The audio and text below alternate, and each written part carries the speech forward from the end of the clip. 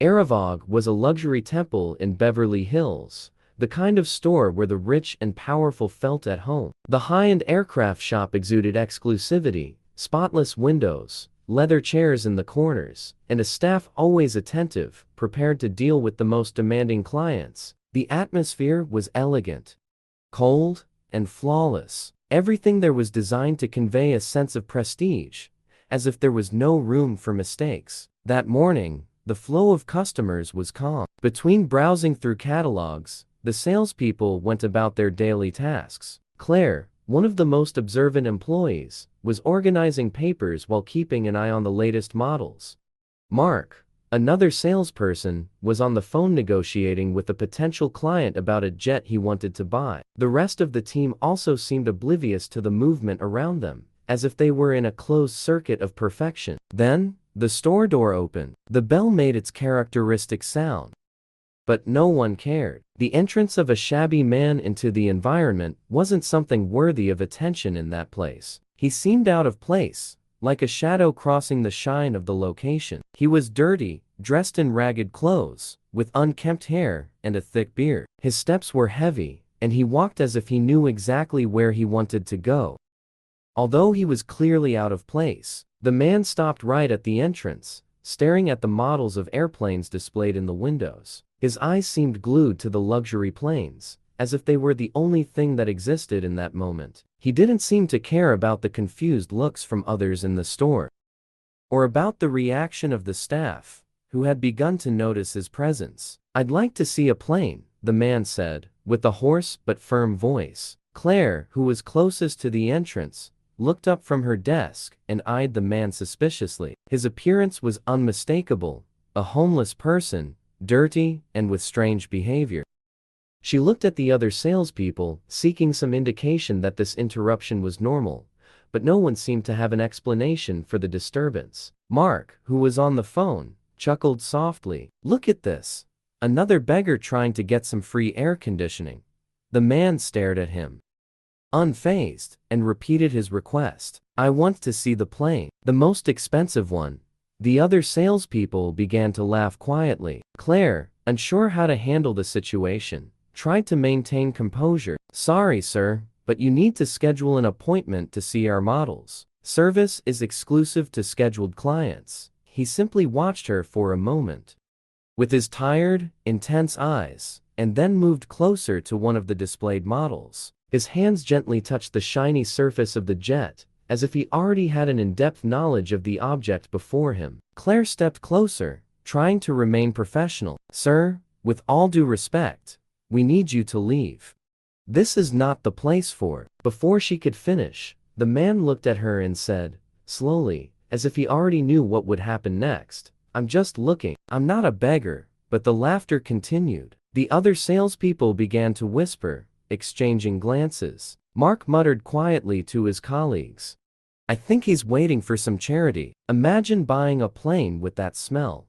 The man, however, didn't seem bothered by the mockery. He continued examining the planes, touching the surfaces with an unsettling calm. The discomfort among the staff grew, but no one dared confront him directly. They were used to dealing with wealthy clients and movie stars, and handling someone like him seemed beyond their reach. Claire looked at the security guard, hoping he would take some action, but he was at a considerable distance and seemed just as confused as she was. Deep down, everyone in the store was just hoping the man would tire and leave, but he showed no signs of wanting to leave. "Are you going to help me?" the man asked, looking directly at Claire with an eerie calm. She swallowed hard, disturbed by the situation, but didn't know what to do. Everyone there was paralyzed by confusion, but the feeling that something wasn't right was beginning to take over the atmosphere. The situation in the store was becoming uncomfortable. The man, now apparently immune to the judgmental looks, continued to roam the store, ignoring the muffled laughs and whispered comments. He approached one of the most expensive airplane models, touching its surface with a reverence that contrasted with the chaos of his appearance. His eyes were fixed on those aircraft as if he were seeing something beyond mere luxury. Claire watched, unsure of how to act. She tried to maintain professionalism, but couldn't hide her discomfort. When the man moved away from the model and approached a table where a catalog of the most expensive models was displayed, she took a deep breath. The store wasn't a place for this kind of behavior. It wasn't a place for those who didn't fit the profile of their usual clients, powerful and influential people. "Sorry, sir, but as I mentioned, you need to schedule an appointment to." Claire started again, her voice trembling slightly, unsure of what to do. The man interrupted, raising his hand but without aggression. "I didn't come for an appointment," he said calmly. He looked at the catalog as if studying the pages, another sign of his peculiar behavior. "I just want to look. I'm just another interested party." The phrase, "just another interested party," went unnoticed by most, but to Claire, it sounded strange. Who, in the world she lived in, wanted to look at luxury planes without the intention of buying them? And how could someone dressed like that be interested in something so unattainable? The other employees were beginning to look visibly uncomfortable, but no one dared approach directly. Mark exchanged glances with Richard, the manager, who was in the office, with his back to what was happening. Even though the salespeople weren't reacting politely or professionally, something was holding them back from acting more firmly. They were facing an unsettling situation, but still believed, for the most part, that this was just another misfit trying to get attention.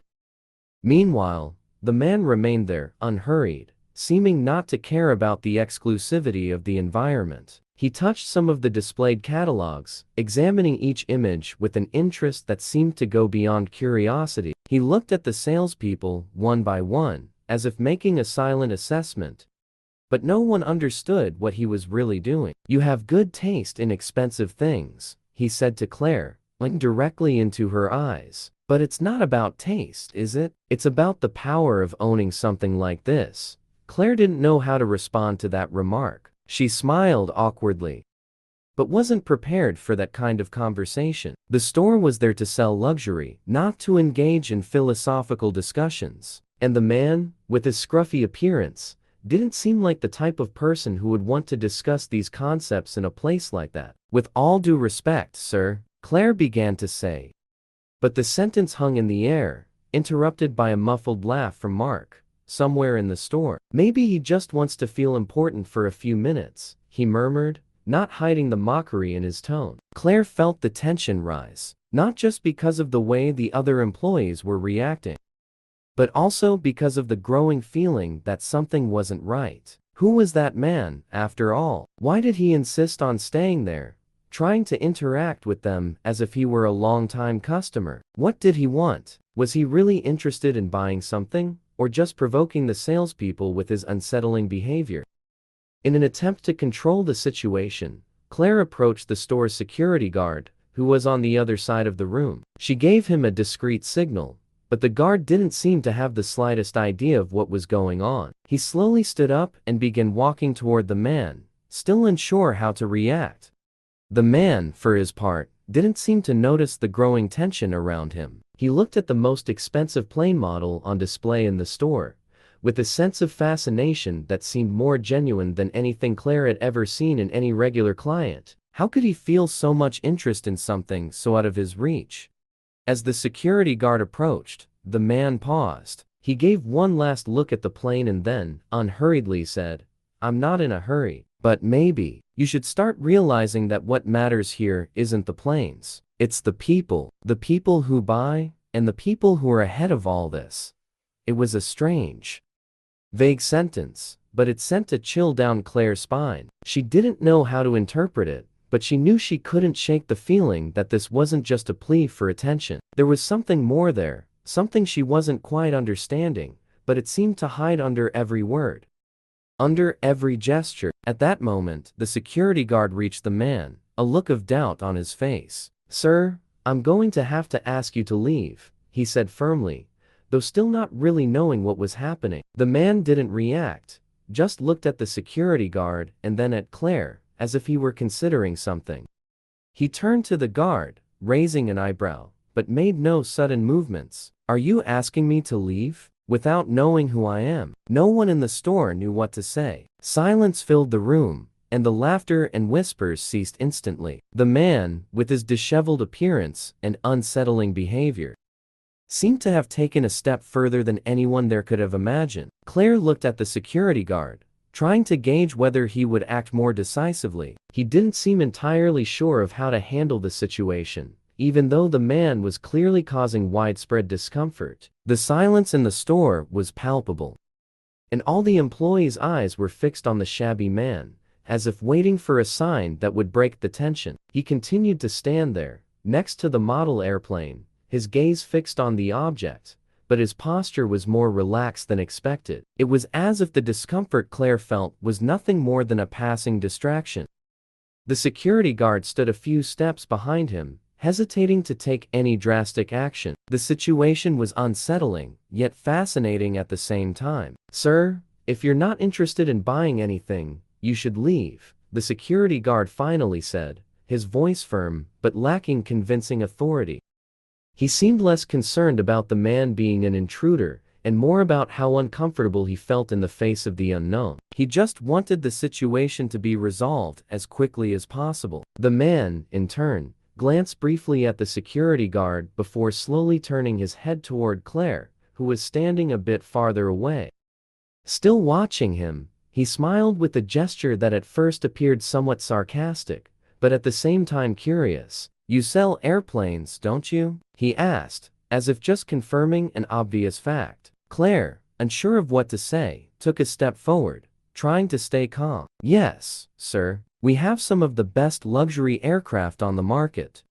If you'd like more information, we can schedule an appointment with one of our consultants." Her response seemed automatic, but the man didn't seem impressed. He looked at Claire with a distant gaze, as if lost in some kind of internal reflection, then shrugged. "I know what you do here, darling. I don't need you to explain it." He paused, as though he had swallowed something he didn't want to say. Then, with a slow gesture, he moved away from the sales desk and began walking leisurely around the store, touching each item in an unexpected way. Claire felt a growing discomfort. What more did he want here? If he wasn't interested in buying, why was he behaving like this? She found herself unable to look away from him, as though she were being hypnotized by some strange power, something she couldn't understand. He was breaking all the norms of what a customer should be in the store, and the atmosphere was charged with something undefined.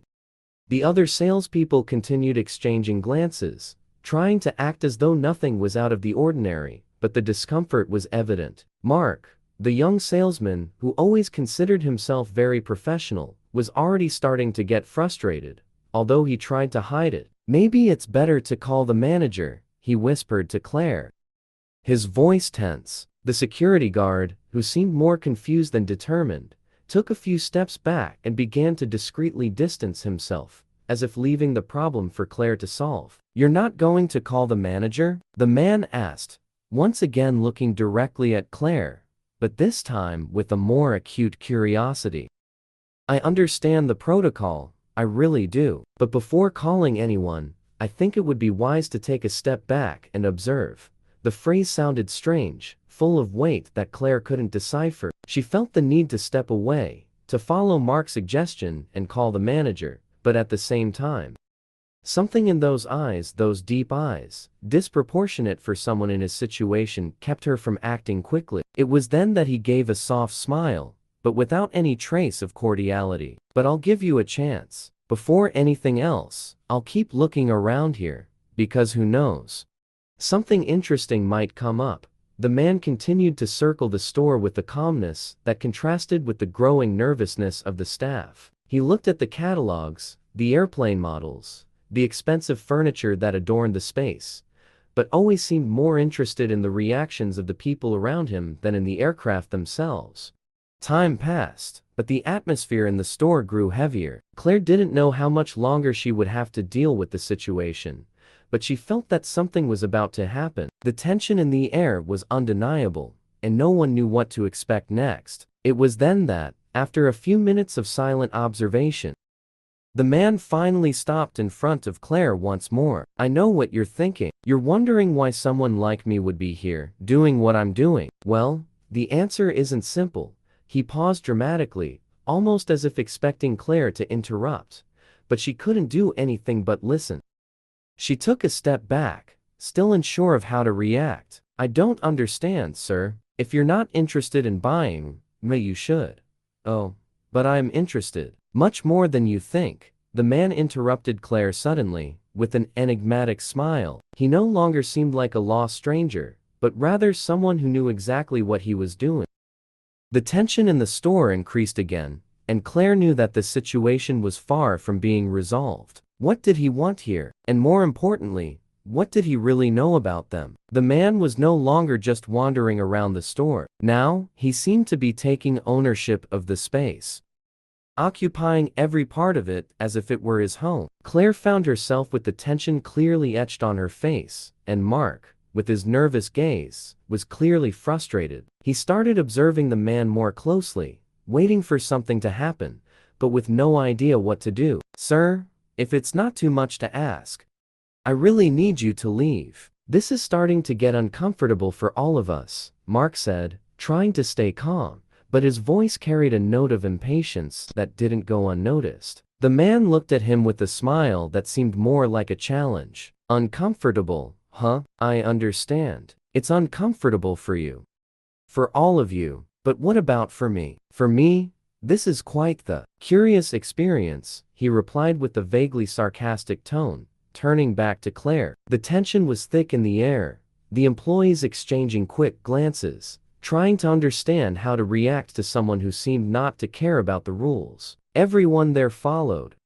For them, the customer was always right, but in this case, the man wasn't behaving like any customer they'd ever seen. "I just want to know more about the airplanes," the man continued, his voice almost too calm for someone being so aggressive. "This model here," he pointed to one of the displayed airplanes. "Is it really as good as they say, or is it just another luxury toy like all the others?" Claire hesitated for a moment, unsure if he was provoking her or if he genuinely had interest. "Well, sir, this model was designed for discerning clients looking for," he interrupted her with an impatient gesture. "Discerning? Ah, yes, of course, I know. Always the same talk. The discerning ones want the best. They want the most expensive. But tell me something. What about the service? Does the service match the quality of the goods?" Claire felt a chill. There was something in his eyes, something she couldn't identify.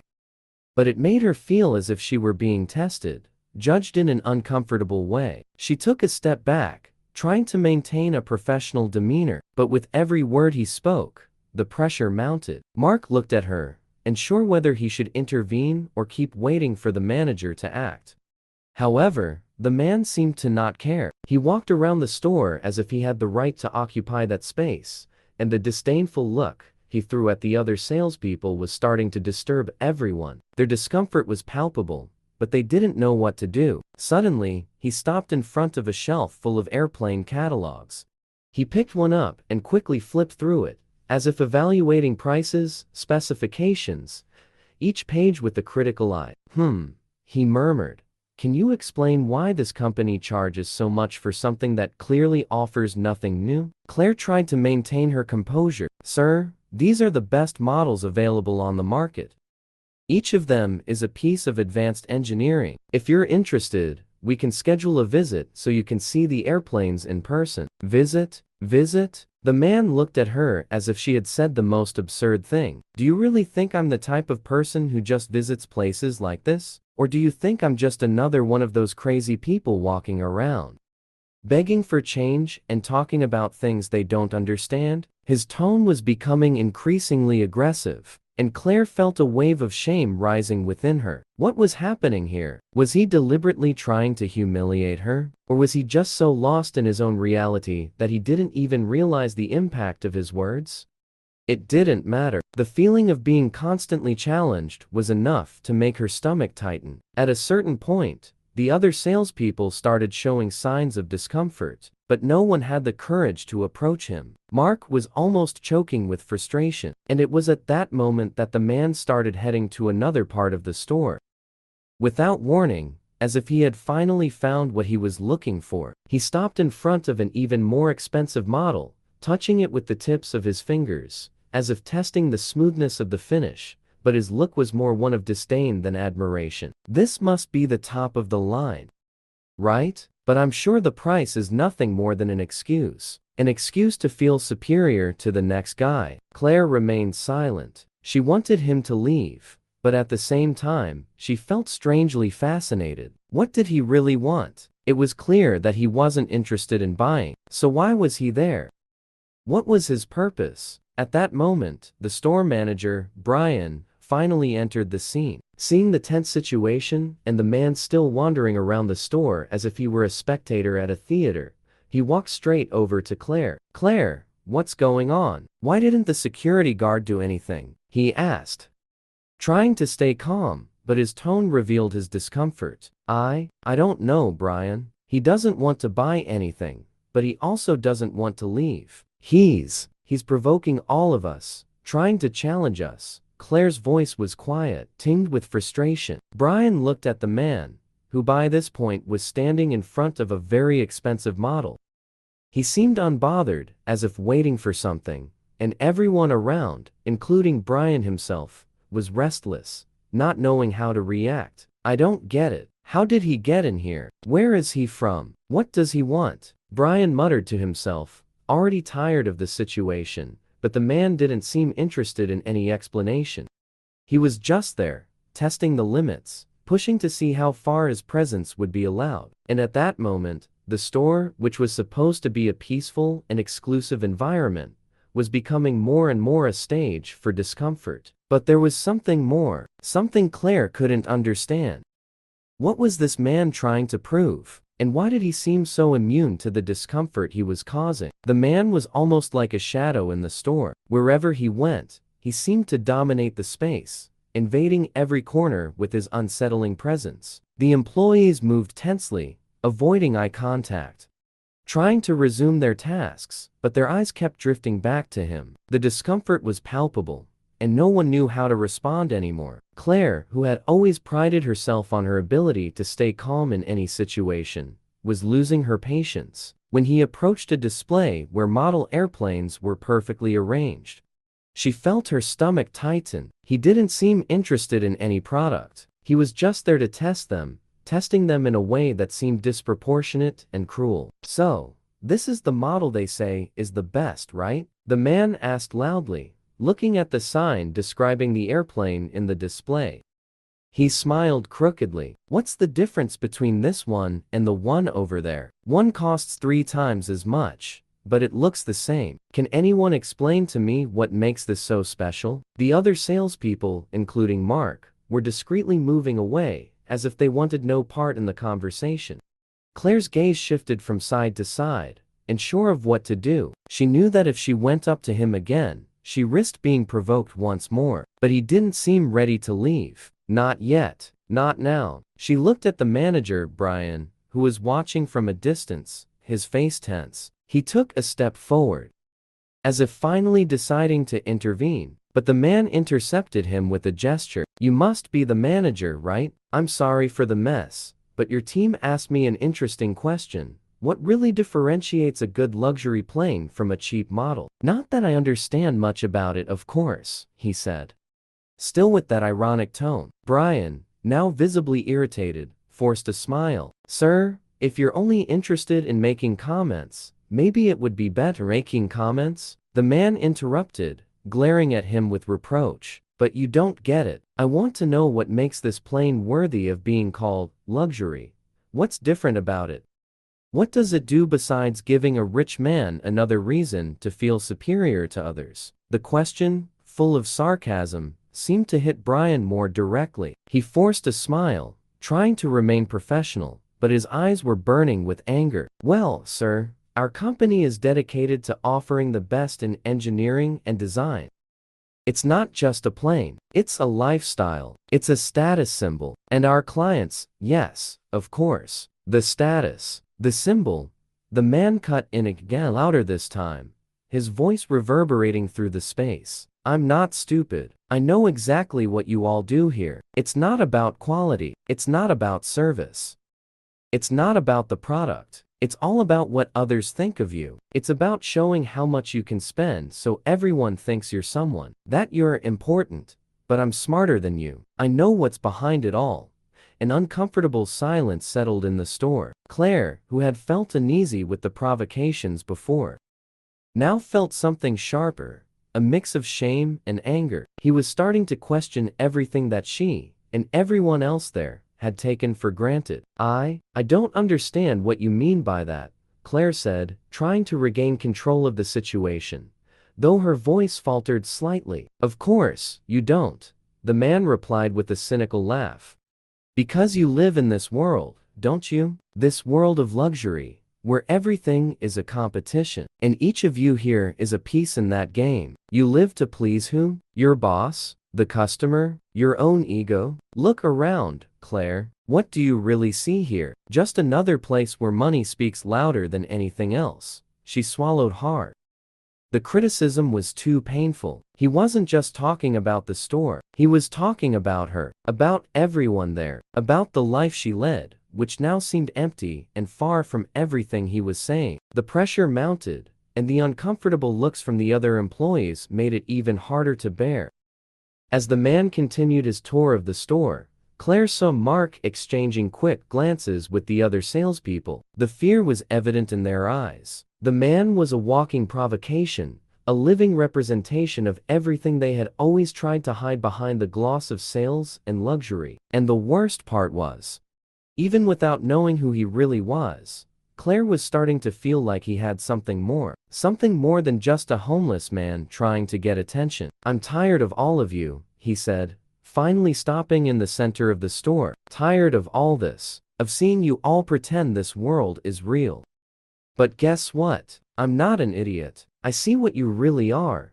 With those final words, he suddenly turned and began walking toward the door, not looking back, as if he had claimed the space he wanted and was now ready to leave. The tension in the store still hung in the air. The staff, who had been lost and uncomfortable before, was now in complete silence, absorbing the humiliation the man had imposed on them all. But for some reason, Claire couldn't shake the feeling that something was about to change. Something much bigger was coming. Something she couldn't yet understand. She looked at Brian, who was now standing with his arms crossed, a distant expression on his face. He knows something, doesn't he? Claire asked softly, or to herself then to him. Brian looked at her, but his response wasn't immediate. He seemed to be pondering something, but said nothing. Claire knew, deep down, that the story wasn't ending there. Not yet.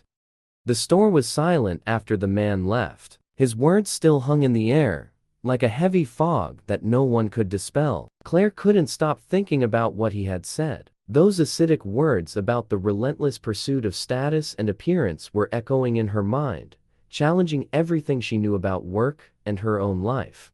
The other salespeople were in a similar state, their faces red with embarrassment, their eyes darting to any corner, but without the courage to meet each other's gaze. The tension was thick, and no one seemed to know what to do next. He didn't have the right to talk to us like that, Mark said, breaking the silence. His voice was thick, and Claire saw that he was nervous, his hands trembling as he held his phone. Mark, it's not what he said. It's how he said it, Claire replied, her eyes not leaving the door the man had exited through. The door was still open, and the cold breeze from outside seemed to enter the store, bringing with it the feeling of discomfort no one could shake off. But what did he want? What was he trying to do? Brian, the manager, finally spoke, and his voice had an edge to it. Claire saw him glance sideways at the staff, as if expecting an answer, but no one knew what to say. The man seemed to have shaken the confidence everyone had in their work, in their position. I don't know, Claire said, forcing herself to stay calm. But he knew what he was doing. He didn't seem like just any crazy guy. He had something else, something we can't ignore. She looked at the display again, the luxury planes still imposing, but now strangely empty and irrelevant, as if everything they represented had been dismantled, piece by piece, by the shabby man. She took a deep breath, trying to push away the thoughts that were beginning to spiral. It was just a store, just another eccentric customer. But nothing made sense, and the fear, that uncomfortable fear she tried to hide, was growing with every passing minute. "I don't know what he wanted, but we can't leave it like this," Brian said, breaking the silence. "Did you hear how he talked about us? About our company? He's mocking everything we stand for. This can't go on." But Claire knew he wasn't just worried about the store's reputation. There was something more. He was scared. They all were. The man hadn't just challenged their authority. He had touched on something deeper, something no one could put into words, but everyone felt. The murmur in the store began to die down when another customer entered. The sound of the doors closing and the chime of the bell seemed to remind everyone that the day continued. Despite what had happened, Claire forced a smile and got ready to serve, but the feeling of incompleteness still consumed her. The man hadn't been just a visitor. He had been a mirror, reflecting not just the store, but everyone's life there. As she guided the new customer to the display of planes, she looked again at the door through which the man had exited. He was still out there, somewhere, wandering the streets. And Claire found herself thinking, why was he really here? She felt a shiver. Something was wrong, very wrong. He couldn't just be some random homeless guy. There was something intentional in the way he behaved. Something meticulously calculated. As the customer looked at the planes, Claire tried to focus. She took down his questions, smiled, and explained the features of the model. But her mind was elsewhere. That feeling of discomfort wouldn't leave her. She couldn't stop thinking about the man. Who was he? What did he want from us? The store, which had once seemed like the center of her world, now felt strange. The way the lights reflected off the luxury planes, how the display showcased the products so perfectly. It all seemed like an empty theater. Claire was starting to see everything in a new light. Those walls, those products, those people, they were all disconnected, floating in superficiality. As she moved from one customer to the next, still fixated on the man, an idea began to form in her mind. And it was an idea that made her uncomfortable, but one she couldn't ignore. What would happen if that man was right? If everything he said was true? And more importantly, what did he really want? Was he playing with them? Or was he trying to teach them a lesson? What did he think of them? How did he see them? "I don't understand what's happened," Mark said, once again interrupting her thoughts. "This doesn't make sense.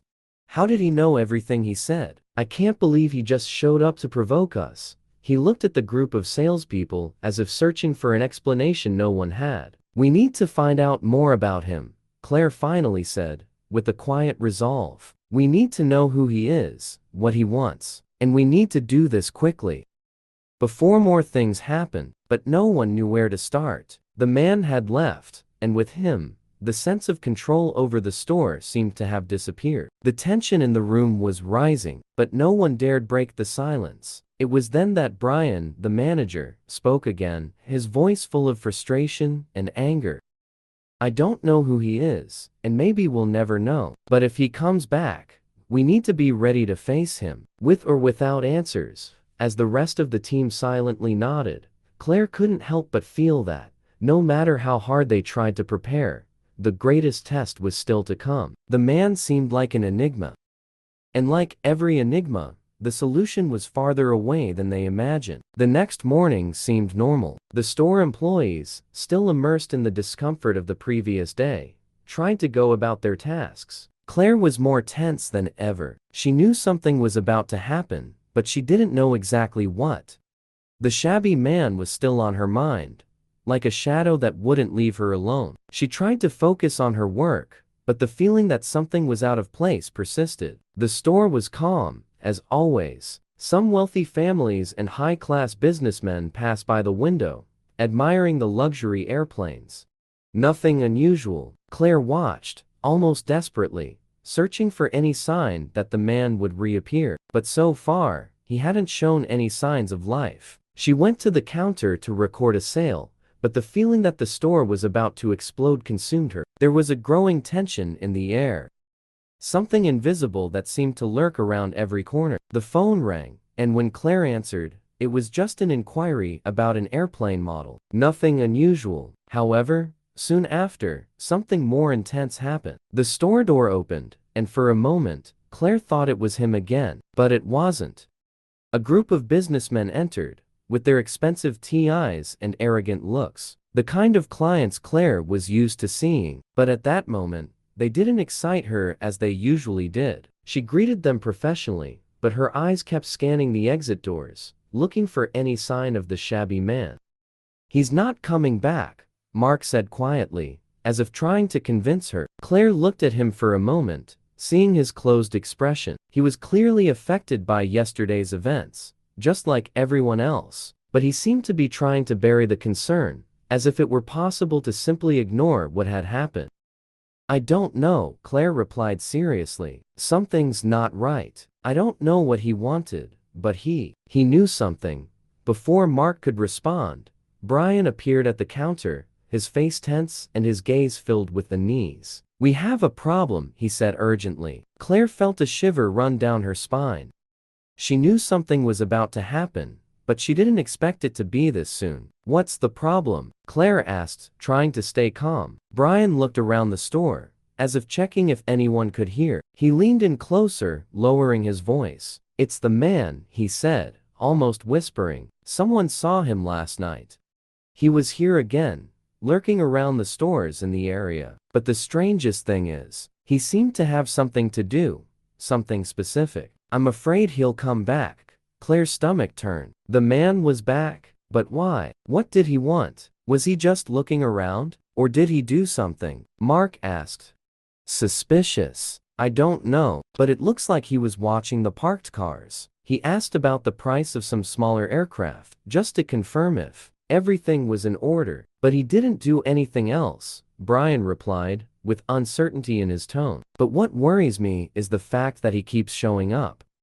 What does he want with us? It's like he's watching us," Claire said, more to herself than to the others. He's trying to tell us something." The other employees were beginning to feel the same tension in the air. The man seemed always to be lurking, observing, analyzing. But what did he want?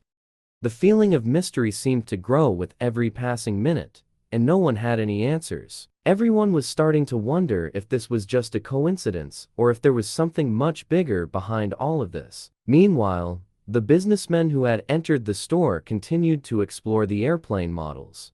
As if nothing was happening, Claire and the others were trying to focus on their customers, but the presence of the man still hung over the store, like an invisible shadow. No one could shake the feeling that they were being watched, analyzed. "I think we need more information about him," Claire said finally. She didn't know what was behind the man's behavior, but she knew she couldn't ignore it anymore. Something was forming, and she couldn't just stand still. "I'll try to find out more about him. Talk to people around the area. That man isn't normal. I feel it." Brian looked at her, hesitant. "Are you sure about this? He's just a bum. Not worth our time." But Claire was no longer listening. Her instincts were on high alert. Something about that man was out of place. He wasn't just a homeless man. There was something more there, something deeper that couldn't be ignored. She turned and quickly left the store, saying nothing more. As she walked down the streets toward the location where the man had been seen last, Claire wondered what he was trying to do. What was he planning? And why had he come back? Was he preparing for something? At that moment, a sense of urgency took over Claire. Something big was about to happen.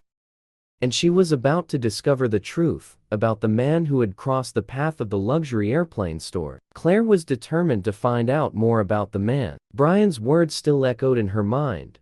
"He's watching us." The feeling that they were being observed grew with every step she took down the street. The air felt denser, and the city, usually full of life, seemed quieter. She walked quickly, trying to piece together this puzzle that was becoming more and more mysterious. When she reached the corner where the shabby man had been seen last, she looked around. Nothing seemed out of place. The area was calm, and the flow of cars on the street was nothing more than usual. But something about the feeling of the place made her stop. A deep instinct warned her that he wasn't far away. She approached a nearby coffee shop and went in. The place was empty, except for a woman sitting alone, with the laptop open in front of her. Claire approached the counter and ordered a coffee. While trying to organize her thoughts, she looked out the window, watching the street more attentively. What was she looking for? A clue? A sign of the man? "Are you okay?" The voice of the barista pulled her from her thoughts. Claire looked at the woman, who was smiling politely. "Yes, everything's fine. Just a bit distracted." Claire smiled without conviction and took the cup to the farthest table from the window. She didn't want to be noticed. She didn't want to draw attention to herself. She turned her eyes back to the street, trying to look beyond the usual movement. In a moment of distraction, something made her stop. She saw a figure in the distance, a man leaning against a lamppost, shoulders hunched, as if waiting for something. It couldn't be him, but the way the figure was standing, almost observing the movement around, made her feel it couldn't be a coincidence. Claire grabbed her cell phone and sent a message to Mark, who was back at the store. She told him what she had just seen and asked him to keep an eye out. "If he comes back, let me know. I'm going to follow this guy," she wrote before hitting send. Back at the store, the tension was palpable. Mark and the others were getting more nervous about what was happening, though they tried to hide it. Every time the door opened, a small sense of relief passed through the air, as if any moment the man could reappear. But he wasn't there yet. Not today, not yesterday. Meanwhile, Claire, not taking her eyes off the figure still on the street, decided to go out and investigate further. She walked calmly, but with a sharp eye, observing the man in front of the coffee shop. He didn't notice her, but something was wrong. The way he was standing, motionless, seemed more like a person studying the surroundings than just an ordinary homeless man. She didn't know what to do, get closer or stay at a distance. She decided not to risk it. Instead, she called Brian, her tone more urgent than ever. "I found him. He's here. I'm keeping an eye on him. But you need to do something too. Call the police if you need to, but let's not let him leave again." Brian wasn't convinced. "Claire, you're getting obsessed with this guy. He's probably just passing by."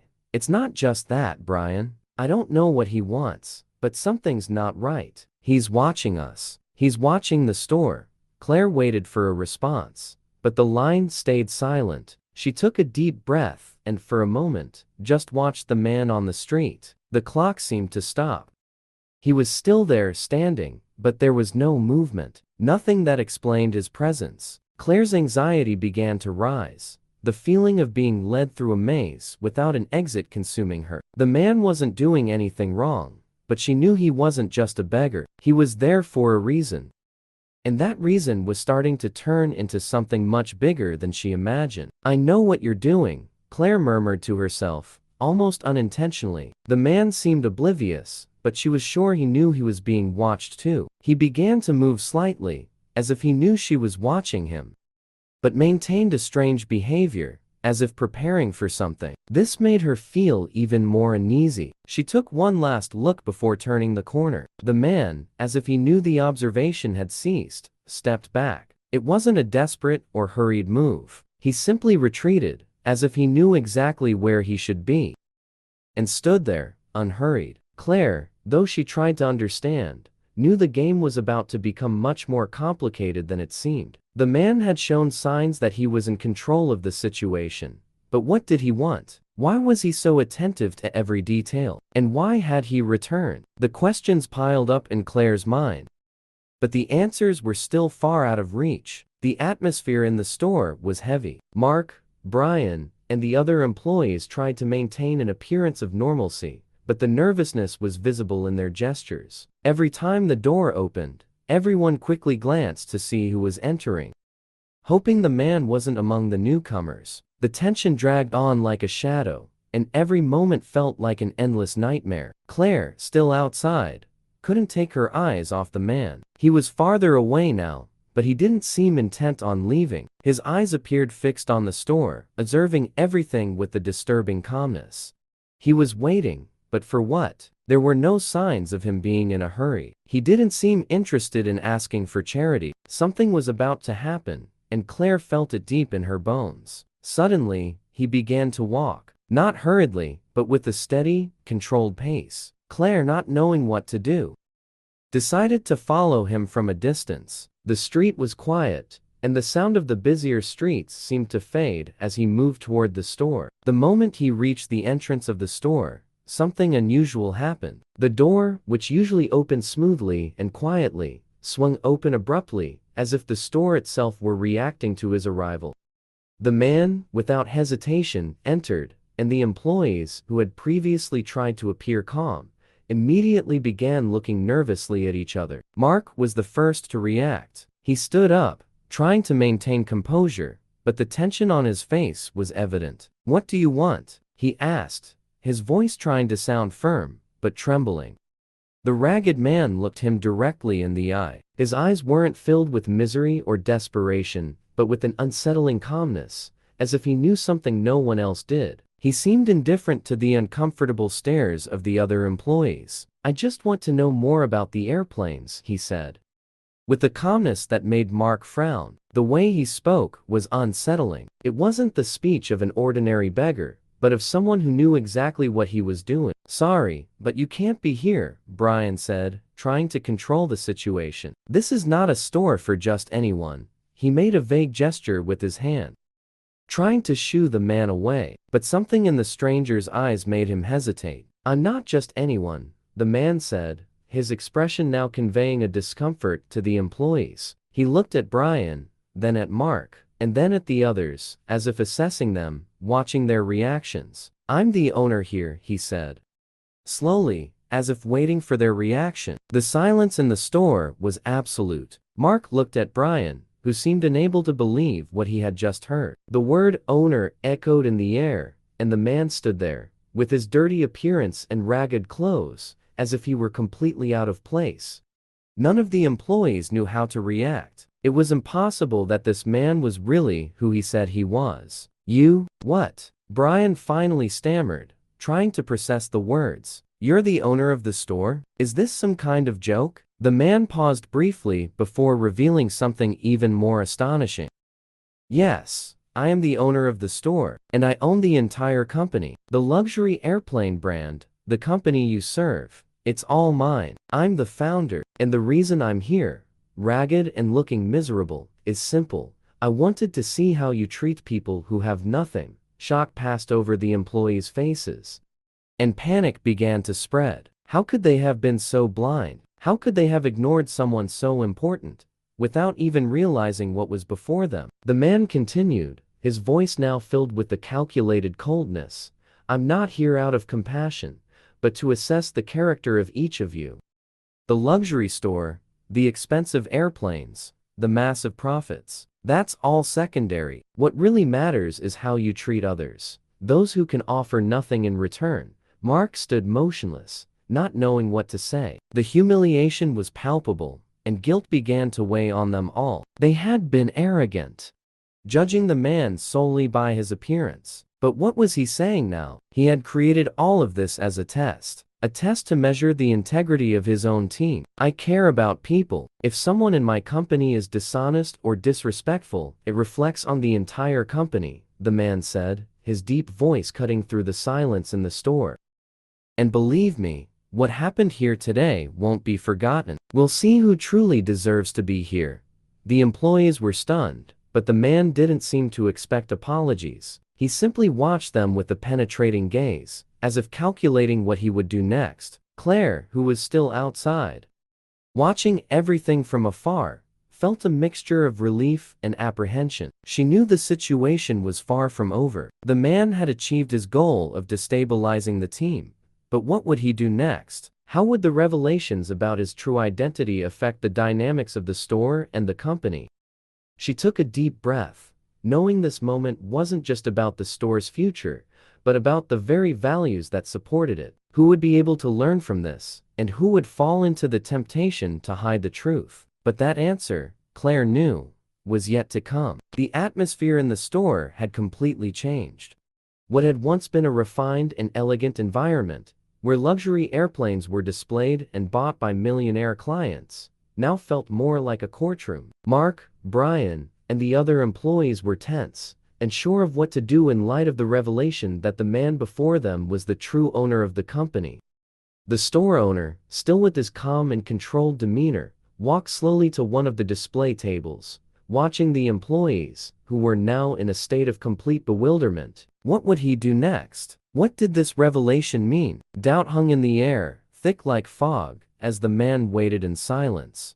I created this company, he began, his voice deep and controlled, to be more than just a business. I wanted it to reflect fundamental values: honesty, respect, integrity. But it seems those values were lost somewhere along the way. I'm not here just to test if you can sell airplanes. I'm here to test who you really are. Those present in the store did not dare interrupt him. The company owner was not in a hurry, but his presence seemed to fill every inch of the space. The tension was palpable. Those words echoed through the store's corridors, among the elegantly decorated walls, and the airplanes on display for customers, in an environment where the rich and powerful were treated with the reverence they thought they deserved. I am the type of person who looks at character, at actions, not appearances, the man continued, his eyes fixed on the employees. When I entered here, I saw disguised laughs and looks of disdain. I saw a lack of respect for a human being who, for some reason, is not in a favorable position in life.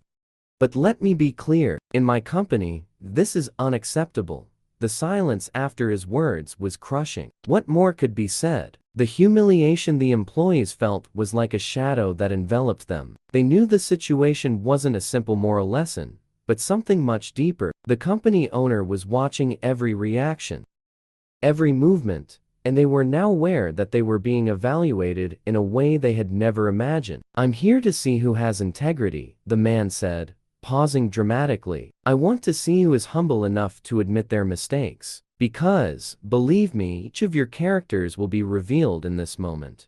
And I am not afraid to make difficult decisions, Brian. The salesman, who had been the most direct in trying to get rid of the man, swallowed hard. He knew his arrogance and lack of empathy had put him in an uncomfortable position, not just for him, but for the others too. He wanted to apologize, but the thought of being humiliated again seemed unbearable. Claire, outside, also felt the tension rising. She was paying attention to every movement inside the store, understanding that everyone's future there was at stake. The man, who up until that moment had been seen as a homeless person, was now the master of the game. And they were just trying to figure out how to survive. This is the moment to learn, the company owner said, his voice now firmer. Appearances can deceive, but the true essence of a person is revealed in how they treat others, especially those who can offer nothing in return. The employees were now fully immersed in the weight of their actions. Confusion and shame took over their thoughts. They knew the word sorry wouldn't be enough. Something bigger was at stake. The issue wasn't just correcting the mistake, but proving they were more than the arrogant and disdainful behavior they had shown until now. I want to see who has the humility to admit they failed, the man continued. And who tries to cover up their mistakes with more lies. Because in my company, honesty is more important than anything, even money. It was clear now that the test hadn't been just about one employee's behavior. He was checking the fundamental principles of the store, the brand, and the employees themselves. The question was, could they recover? Would they be able to change their attitude? Or were they all destined to be discarded like broken pieces of a system that was already on the verge of moral collapse? I'll leave you for a few minutes to reflect on what happened here, the man said, turning to leave the store. When I return, I'll know exactly who is worthy of staying and who should be sent away. With those words, he left the store, leaving the employees in a state of paralysis. The tension was so thick that not even the sound of a phone ringing could break the silence. What remained now was the feeling that at any moment, their lives could change forever. Mark, Brian, and the others were faced with a dilemma. Could they recover from the mistake they had made? Or would the weight of shame and lack of character condemn them? They didn't know the answer, but the one thing that seemed clear was that this day would not be forgotten. What would come next would depend on their reactions, but also on the hard lessons that had already been imposed. They were all now at the edge of a precipice, unsure of how the test created by the company's owner would end. And while they waited, the minutes seemed to drag on. The clock on the wall became almost a silent threat, measuring the time left until the moment of facing the consequences of their actions. The clock seemed no longer to work for the store employees. Every passing second became an unbearable weight, as if the air around them was denser, harder to breathe. They were all there, in a state of shock, waiting for the return of the man, the billionaire who, in the blink of an eye, turned what seemed like a simple humiliation into a test of character. They all knew, deep down, that there would be no escape. All they could do was wait, try to regain control, and prepare to face the consequences of their actions. Mark, the store manager, stood in front of one of the large windows, looking at the cloudy sky outside, but he couldn't focus. His mind was split between a desire to find a way out of the situation and a growing feeling that, regardless of what he said or did, the truth about his attitude would be evident. On the other side of the store, Brian sat, his shoulders slumped. The arrogance with which he had treated the man when he entered now seemed like a distant and shameful memory. He had been immature, a reflection of the environment he had found comfortable for so long. The rich clients, the powerful clients, the commissions that came with them, everything seemed to have been more important than any true value. Claire, the employee who had watched everything with a more attentive eye, was restless. She wasn't like the others, or at least, she didn't believe she was. She had never liked the way things worked in the store, always feeling there was something wrong with the exaggerated focus on profit and status. But even so, she felt responsible for it. She was part of the team. She too had contributed to the way they treated that man. Time passed slowly, until finally, the store door opened again. The sound of the bell seemed to echo louder than usual, and all eyes turned to him. The man, with his simple clothes and unperturbed expression, entered the store. Now, he seemed even more imposing if possible. He looked at each of the employees, one by one, his gaze fixed and evaluative. He said nothing. He didn't need to. He had given them the time they needed to reflect on their actions. And now, the moment of judgment had arrived. "Let's get straight to the point," he said, breaking the silence. His voice, which had seemed somewhat neutral before, now carried a tone of authority that was hard to ignore. "I watched you, I listened, and most importantly, I saw what each of you chose to do. Each of you showed me who you really are." Mark, feeling the weight of the man's words, stepped forward, trying to maintain his composure. "Sir, I acknowledge that I failed. We should have treated you with more respect. I am responsible for everyone here, and I failed as a leader." The billionaire merely watched him for a moment, his piercing eyes leaving no space for empty apologies. He knew Mark's words were nothing more than a reflection of what was already clear. The team's arrogant attitude had been a stain on his own leadership. "Yes, Mark, you failed," the man said calmly. "But your failure wasn't just yours. It was all of yours. And that's what I need to see now. Who among you has the character to admit their own failure and do something about it?" Brian, still with a tight face, was the next to step forward. He took a deep breath, the weight of the situation beginning to press even more. I treated you wrongly. I shouldn't have been so cruel, so insensitive. I was wrong, and I'm sorry." The billionaire looked at Brian with an expressionless face. "I'm sorry," he repeated, as if testing the sincerity of the word. "But words are not enough, Brian. I need to see actions." Claire, who had been more distant, felt a growing pressure on her. But something inside her was changing. What the man was asking for wasn't just a simple apology. He was asking for more. He wanted to see if the store employees had the ability to transform, to genuinely learn from their failures. And more than anything, he wanted to know if they were ready to act according to the values he stood for. The store owner then stepped back and looked at the employees with a firmer air. "I could easily dismiss you now, send you all away, and replace you. Believe me, I can do that. But I want to see what you really have inside. What would you choose if you knew the chance of recovery is still within reach? The issue is no longer about planes or sales. The issue now is about character." He paused, giving time for his words to echo in the employees' minds. "I want to know truly if you can redeem yourselves, if you can reverse the arrogance you showed and prove that you are worthy of the work you do here."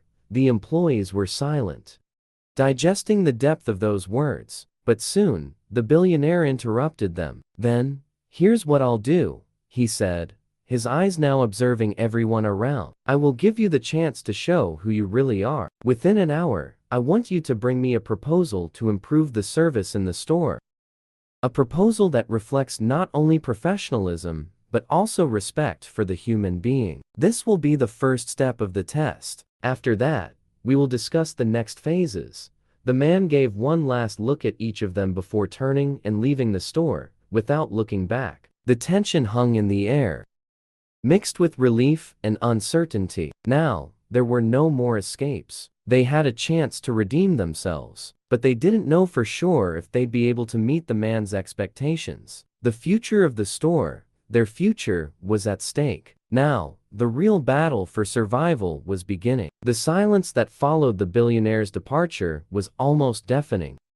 All the employees, immersed in their own thoughts and feelings, seemed to have transformed into mere specters of that environment that, until that moment, had seemed safe and unchangeable. Now, the atmosphere in the store was heavy with palpable pressure, as if the air were saturated with the consequences of their actions. The man had given a chance, but what was left after all? Would they be able to redeem themselves? Or had they lost the opportunity forever? The clock on the wall seemed to mark time almost cruelly, each tick heightening the tension that grew among them. Claire, who was usually quiet and attentive, now found herself overwhelmed by a whirlwind of emotions. She knew it wouldn't be enough to just write a nice proposal full of good intentions. There was something more, something the billionaire wanted to see: internal transformation, true change. Brian seemed even more distressed. He had been one of the first to express regret. But deep down, he knew his words wouldn't carry the same weight without true action behind them. His gaze turned to the floor as ideas began to take shape, but doubt still paralyzed him. Mark, the manager, seemed the most lost. Responsibility weighed heavily on his shoulders, and he knew he had failed as a leader. This moment of reflection wasn't just about the store or their attitudes toward the customer. It was a questioning of his own life and the path he had chosen up until that point. They all knew that, by submitting their proposals, they would be doing more than simply following an instruction. In a way, they would be placing their destinies in the hands of a man who, in a disconcerting way, had the power to decide the future of everyone there. The hour finally arrived. Claire, taking a deep breath, was the first to stand. She didn't have a perfect plan, but she knew what she needed to say. The proposal was written, and more than anything, she felt that the words needed to reflect not just the store's expectations, but the values the billionaire had instilled in her during that single and dramatic interaction. "I thought a lot about what you said," Claire began, handing over the proposal with trembling hands. "And I believe that, more than improving the service, we need to change the way we see the customer. It's not just about closing a sale or pleasing a rich customer. It's about respecting every person who comes in here. We all have stories. We all deserve to be treated with dignity. This needs to reflect in our service. And I know we can do better." Brian, who had been watching, also stood up. His proposal was more direct, more pragmatic, but it also showed a sincerity he had, until then, neglected. "I was wrong with you. I was wrong with everyone here. I know we did a terrible job. I will dedicate myself to teaching others how to treat each customer with more respect. Not just looking at the money. I want every customer who walks through that door to feel important, not just a source of profit." Mark, the manager, was quieter now. He hesitated for a moment, as if on the verge of doing something grand or irreversible. His proposal was no longer about positions or responsibilities. It was about his own journey of redemption. He handed over a piece of paper with simple writing, yet full of meaning. "I know I'm not the leader everyone expects, and I'm the first to admit I failed. What I propose is that, from now on, we all have the chance to show that we are more than just salespeople. We are people who respect one another. We do this every day, in every action, every interaction. Change starts with each one of us." The billionaire, who had been sitting in a chair in the corner of the store, observed each employee without making a sound. He read the proposals carefully, each word being analyzed not just for its content, but for the sincerity it conveyed. The air was tense, but this time, It wasn't out of fear. It was a tension of waiting, of expectation. Finally, the billionaire stood up. The silence was now absolute. He picked up the 3 proposals and looked at the employees. There were no signs of anger or disdain on his face, but a cold evaluation. As if he were weighing their future, the future of the store, and the future of his own company. "I'm not an easy man to please," he began, his voice firm but without malice. "But I'm also not a man who seeks perfection. What I see here, and this is what matters to me, is each of your abilities to recognize your own mistakes. The willingness to change, to learn from the past. I'm looking for people who can turn challenges into opportunities, who don't see failure as a flaw, but as a lesson." He paused, looking deeply at each one. "With that, I can say that I've seen in all of you a glimpse of that capability. I can't deny that what we've done here was difficult. But it was necessary. Each of you has a chance to redeem yourselves, and this is not given as a favor, but because each of you has shown that you have something more inside you than just money or status." The employees exchanged glances, some relieved, others still fearful of what would come next. "But," the billionaire continued, "I won't be naive. I know that words are easy to say, but actions will speak for you from now on. As I said before, a great leader is not one who knows more, but one who can inspire others. I will be watching. Each of you has the opportunity to prove your worth, but it won't be easy." Mark, Claire, and Brian were silent, waiting for the final verdict. The billionaire seemed to be concluding his thoughts, but before he left, he made one last remark. "I may have created an uncomfortable situation, but it was necessary, and believe me, this store will never be the same again. I have no interest in being a cruel boss. But I believe that sometimes, you need to put people in uncomfortable situations for them to truly show themselves. Now, do what is right." He gave one last look to everyone and left the store, leaving behind an atmosphere of deep reflection. The store would never be the same, but something had changed. And with that, the employees left with the certainty that they had a future ahead of them. A future built not just on work, but on integrity. The test was over. The billionaire had kept his word. The real lesson had been learned.